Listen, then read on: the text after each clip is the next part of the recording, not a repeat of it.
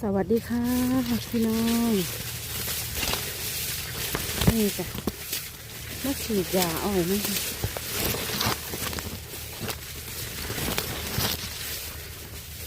ยาอันนี้ร้ายพี่น้อง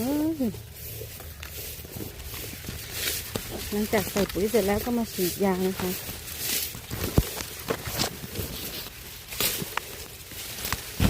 โอ้